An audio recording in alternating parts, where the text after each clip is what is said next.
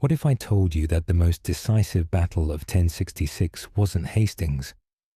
What if the real turning point, the moment that reshaped the English language, the English bloodline, and the entire course of Western civilization, happened 3 weeks earlier, in a field most people have never heard of? September 25th, 1066. A river bridge in Yorkshire, and a king who just pulled off one of the greatest military feats in history, only to lose everything because of it. This is Stamford Bridge, and it is wild. To understand why Stamford Bridge matters, you need to understand just how insane the year 1066 was. England had a problem, a big one. King Edward the Confessor died on January 5th with no clear heir. And when a throne goes empty in medieval Europe, it doesn't stay empty for long. It gets fought over. 3 men immediately said the crown was theirs. Harald Godwinson, the most powerful English earl chosen by the Witan, the King's Council. He was crowned the very day Edward was buried. Bold move. William, Duke of Normandy, who claimed Edward had promised him the throne, and that Harald had sworn an oath to support that claim. He started building ships. And then there was the third man, the one people forget about, Harald Hardrada, King of Norway.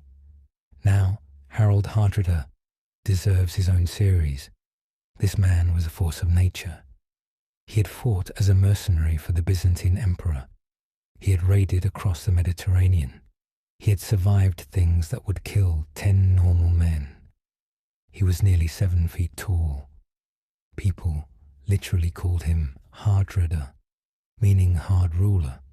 He also had a claim to the English throne through a decades-old Scandinavian treaty, flimsy by modern standards, but in 1066, good enough.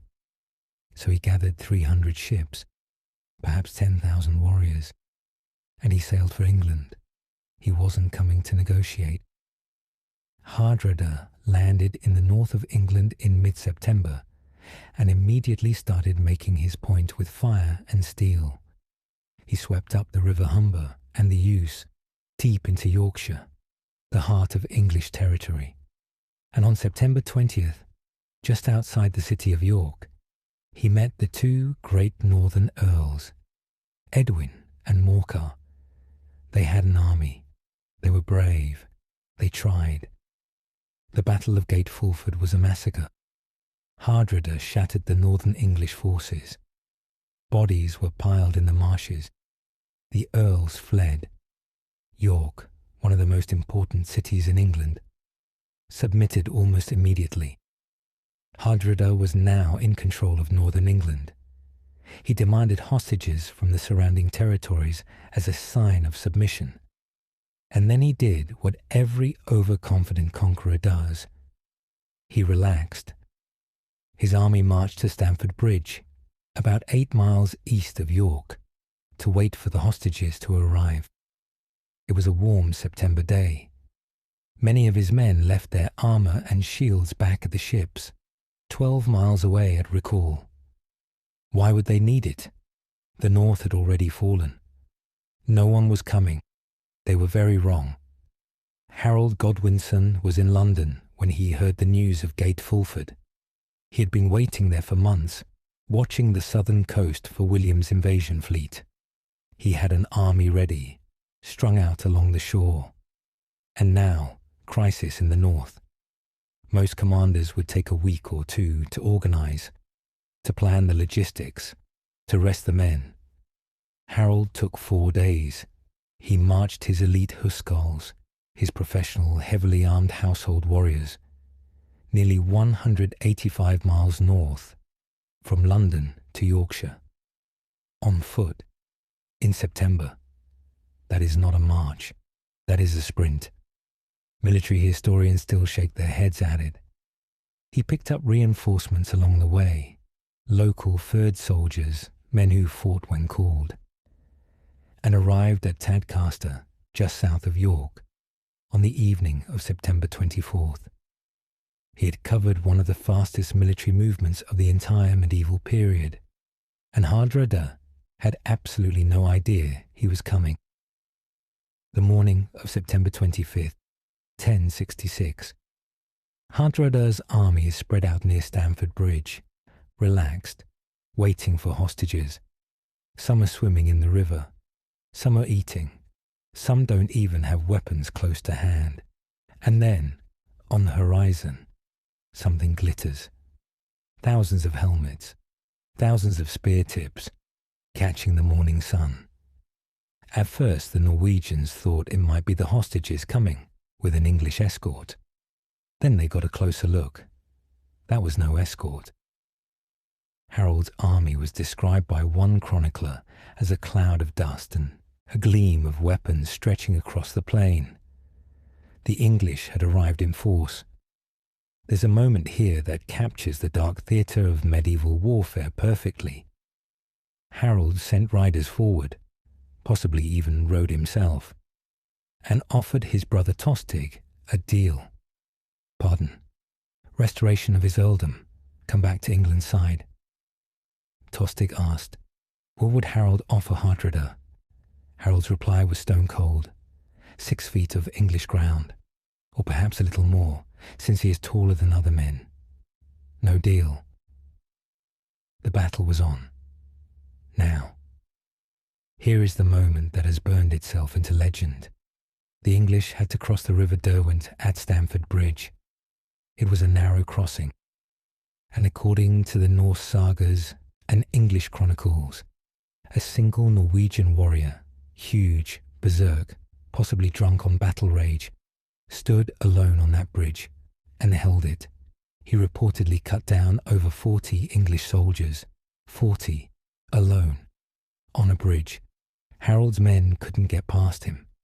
Arrows didn't stop him. A direct charge didn't stop him. So someone had a very unglamorous idea.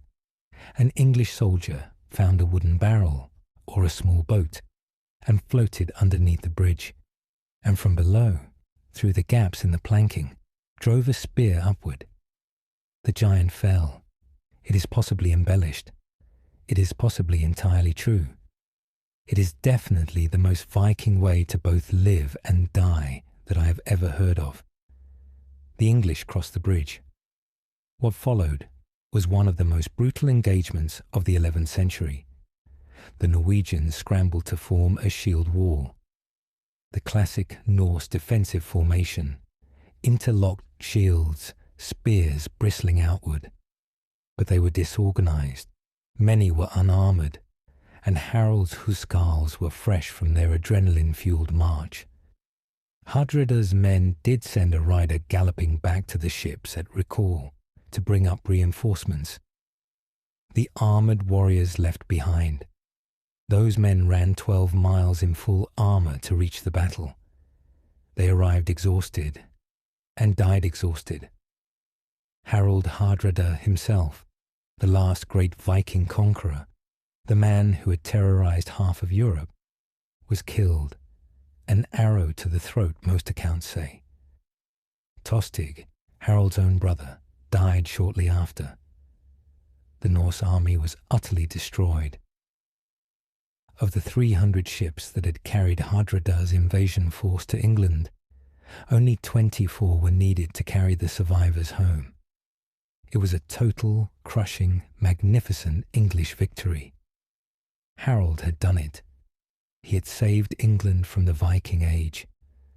And then, 3 days later, a messenger arrived. William of Normandy had landed on the southern coast of England with thousands of Norman knights. Harald, his army battered and exhausted, turned around. He marched back south. He did not wait for reinforcements. He did not rest his men. He did not bring up the full strength of the English Fyrd. Whether from confidence, impatience, or a burning belief in his own destiny, he went immediately. On October 14th, 1066, just 19 days after Stamford Bridge, Harald met William at Hastings. The English fought with everything they had. For hours the shield wall held.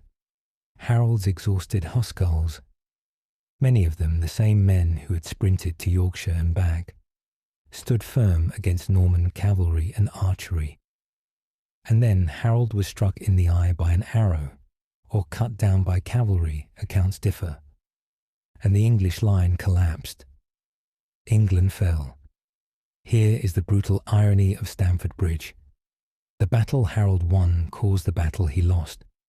If Hardrada had never invaded, Harold wouldn't have marched north, wouldn't have exhausted his army, might have met William rested, reinforced, ready. If Harold had lost at Stamford Bridge, England would have become a Scandinavian kingdom, a different language, different culture, different history entirely. Instead, he won brilliantly, and in winning, spent the coin he needed to survive Hastings. One battle saved England from becoming Viking. Another battle, 3 weeks later, made it Norman. And the world we live in, the language you're hearing right now, came from that 19-day gap between them. Stamford Bridge didn't just end the Viking Age, it accidentally began the modern world. If this blew your mind, smash that like button and subscribe. Because we're covering every major battle of 1066, and trust me, it only gets wilder from here. Drop a comment. Do you think Harald made the right call marching south so quickly, or did he throw it away? See you in the next one.